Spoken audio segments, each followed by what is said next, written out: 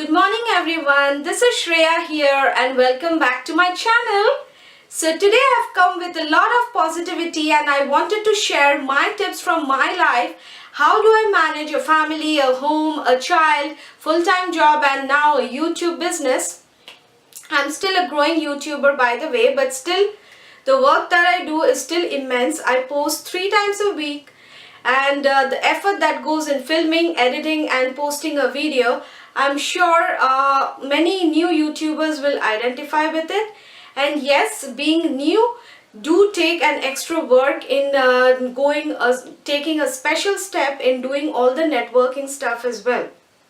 Now coming to that, I'm not the only one.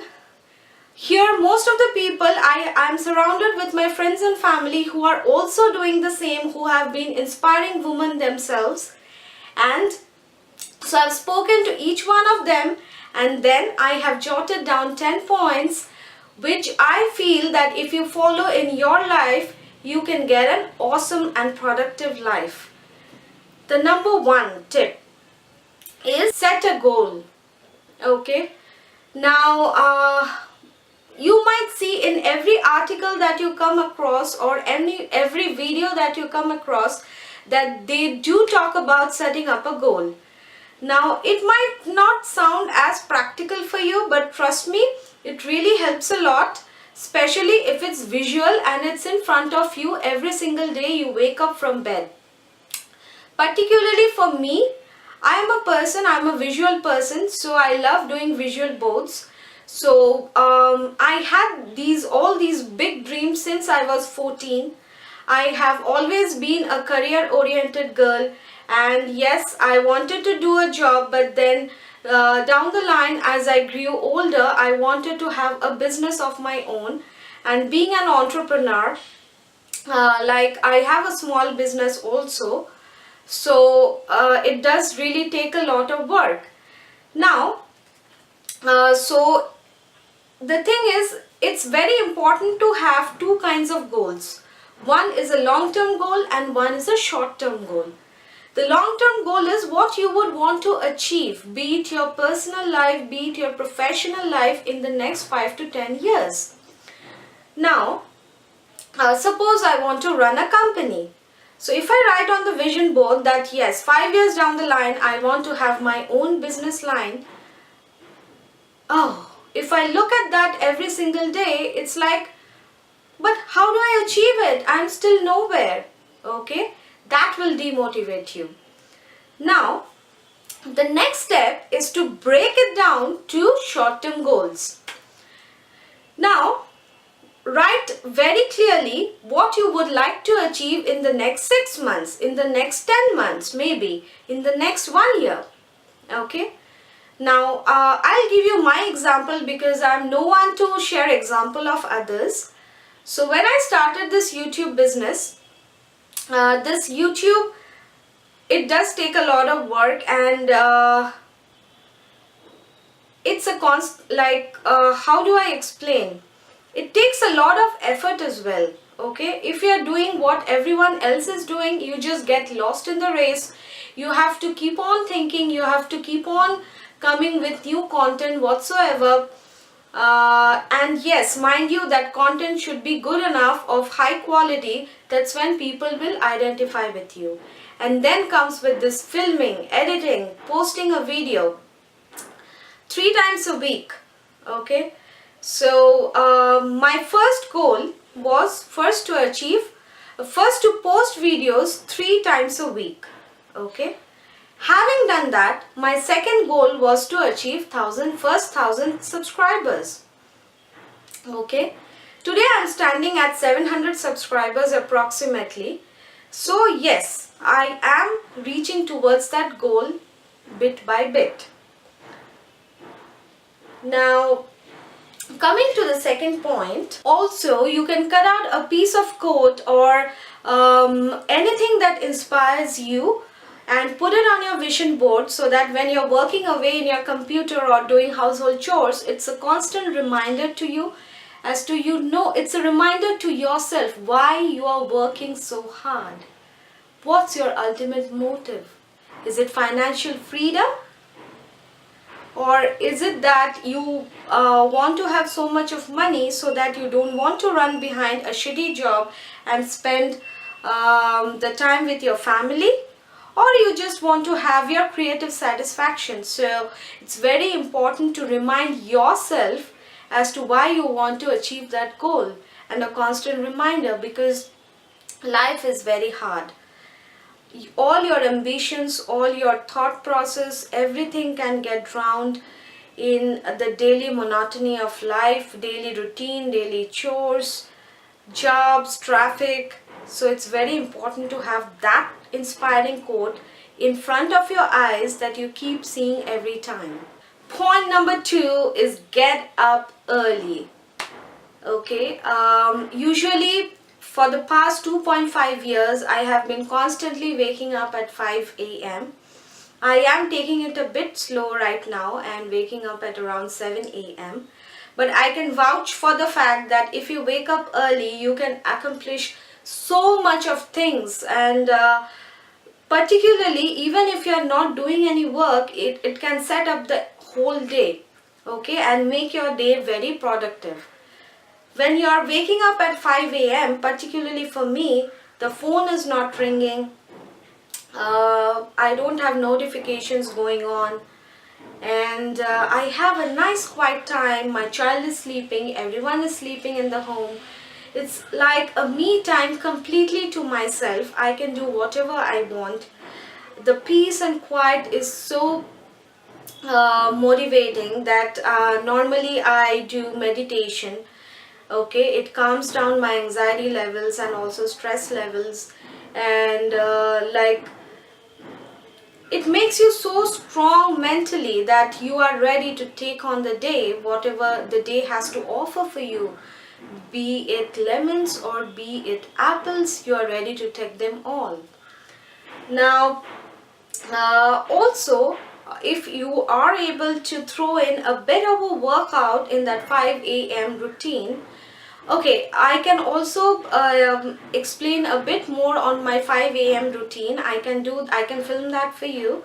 If you want that, please leave a comment down below. I've personally seen that I achieve so much when I wake up at 5 a.m. than I would normally usually wake up at around 7 or 8. So, waking up early is the key. Of course, you can utilize the few number of extra hours. You can check your emails, like your personal emails, your business emails, also your work emails. Whenever you get time, you can have a proper breakfast, no rush, and be calm and composed. Okay, one more thing you can do when you wake up early is that you can write down, okay, write down what you're thankful for. If you're thankful for your family, for your job, for whatever you have, and you can set small goals that you want to accomplish through the entire day, be it running errands or achieving a to-do list that you would like to finish the tasks. And trust me, there's nothing more satisfying than having a checklist ticked off. Like, if you have 5 items in a checklist and as soon as you complete that, you just tick off one, okay, immediately that will give you the motivation to complete the next one as well. Trust me, it's a huge mental boost. It's very important to carry a cute little notebook for you everywhere you go. Maybe keep it in your handbag. And whenever you have, particularly me being a YouTuber, if I get a video idea or a content idea, I would like to immediately write it down, because if I don't do that, I will not remember it later on, having drowned in the rush of daily life. So be organized, write down what you want, be focused on your goals. That's what is important. And throughout the day, the phones will be ringing, you will get notifications. It's very important to capture that idea as soon as your mind, your soul feels it, because that's when you will get success. If you're just trying to copy others, it's just leading you nowhere.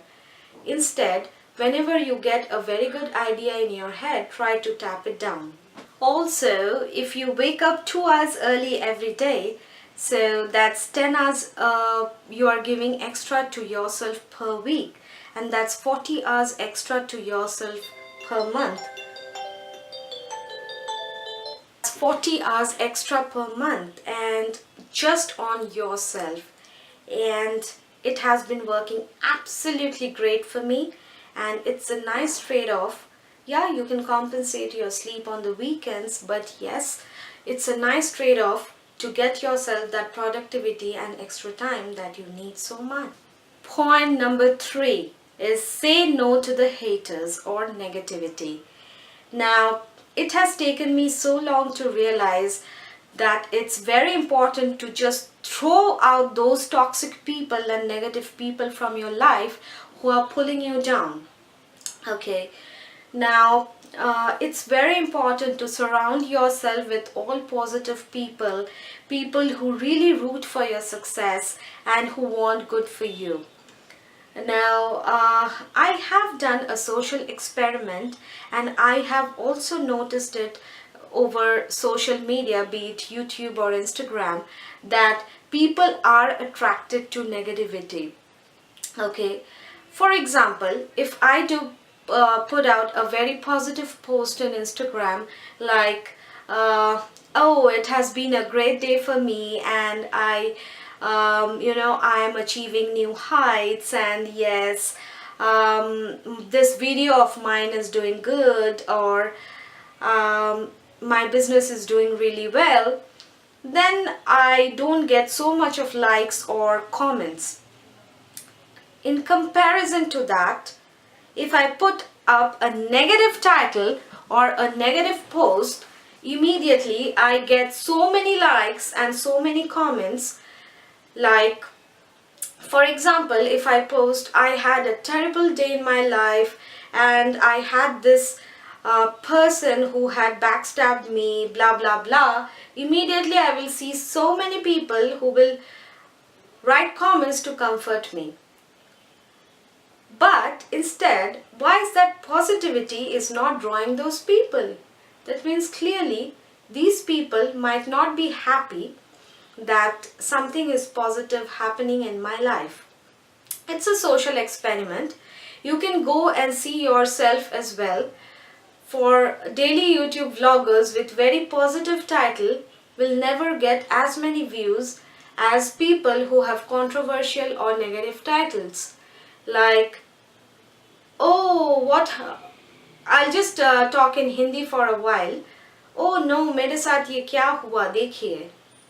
Okay, I can guarantee you will click on the video faster than आज मेरे mummy papa आए हैं बहुत अच्छा लगा. Okay, so it's a very positive title. So people will not click on that video as fast as in comparison to the other video where it's clearly written, oh, आज देखिए मेरे साथ ये क्या हुआ, and maybe a very negative thumbnail, like holding the head or being sad, or a reply to the haters kind of things. So negativity, actually negative title, negative post actually draws people more, okay, than positivity. But yes, it's very easy for me to identify those kind of people who are really not happy with my success, or who really don't understand my line of work, or some people in my hometown will obviously not understand, like, how can I just pick up the camera and expose myself to the public world. Now, I am intelligent enough to understand what to show to the world and what not, and what is beneficial for my family and what not. Okay, but I'm very lucky that I have too many supporting people in my life, like my parents, my in-laws are extremely supporting, and they actually understand this field. But no, not many of my neighbors will understand. But it's okay. I'm just doing this for myself and my family, and I know why I'm doing this and how it's working out perfectly well for my family, and I'm not answerable to them. And why do I even feel the need to let them in my social circle when they are not contributing in any way in my life, right?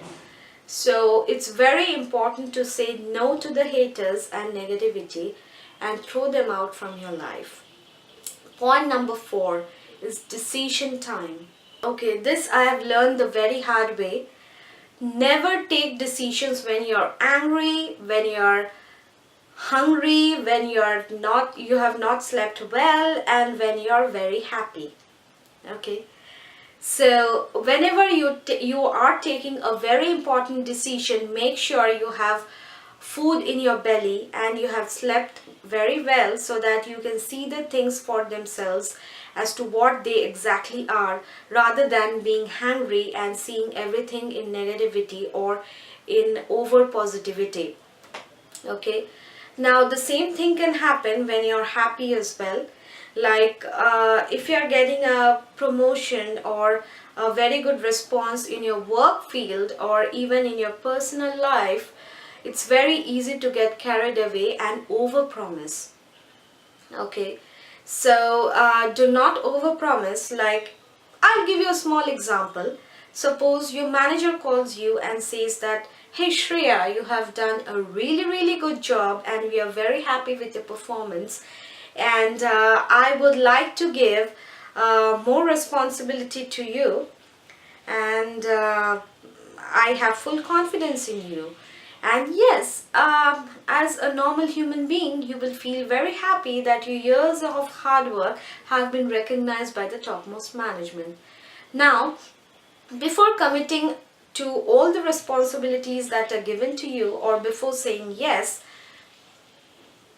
it's very important that you understand that the pay that you're getting and the responsibilities that you're getting, does it match? Okay, now if I was not thinking from the very positivity that I was getting from being so happy, I would normally think I might regret later if I say yes to all the responsibilities for my current salary, and later on I must think, why should I do so much of work for this compensation? This compensation is not even enough for me. Instead, if you negotiate at that time itself, see, out of the 10 tasks, maybe I'll do the 7 tasks, and yes, I would expect a rise as well. And talk it out, communicate, and don't overpromise. That's what I'll say. Now, the last decision. Okay, now coming to personal life, I'll also say that how it works. Suppose your husband has made you very happy in some way or the other, and you are extremely happy, and you want to make your husband happy in return. And sometimes what you do is you overpromise as to what you can do in your relationship. Maybe you tell him that, oh, don't worry, I'll take care of all the household chores, and that becomes a norm from that day onwards. Now, 6 months down the line, you might regret having to do all household chores, and you might think, why did I even say yes when I was so happy? So it's very important not to overpromise when you're very happy, or take drastic decisions when you're sad. The last and not the least, the number 5 point is never fear the failure. Okay, it's very important to fail in your life, and when you fail, it can be very daunting, and you might not be ready to take on the same thing again and again for the fear of failure. However, don't wait for the right time. That's what I would say. This I've experienced in my life. The time is never right. If you just wait for the right time, you can never start anything. Okay? The right time is now. If you want to do anything, if you want to pursue your dreams, now is the right time to just chase your dreams and work on it, rather than waiting for the right time. Okay, I'll wait till till I complete 10 years in my job to start off a business, or maybe I'll wait 2 years after my marriage to take a child. No, don't think like that. If you think like that, that thing will never come to you. And the worry, the anxiety, the fear, use it for yourself. Use it in a good way. Don't let them pull you down. Okay. Personally, for me, when I was in college, I used to almost pee, and I always wanted to visit the washroom when I had a Viva interview. What is a Viva interview? For people who don't know, is that the professors ask questions and you have to answer the questions right then and there. So writing is easier, but telling the answer on someone's face is really tough, particularly when that person is your professor. So whenever I had these Viva interviews, I used to freak out. I used to sweat. I used to go through almost a panic attack. I used to feel that I'll fail and what will happen if I fail. But after that, this particular senior brother of mine, he explained to me that what happened in his interview, and it's like I'm really tensed whenever I enter the room. But as soon as I enter the room, I just transform myself. I think that it's okay. What will happen if I do good? It's good. If I do bad, I'll just lose it. What's the big deal? Can I do anything by being anxious, being panicked? Nothing, right?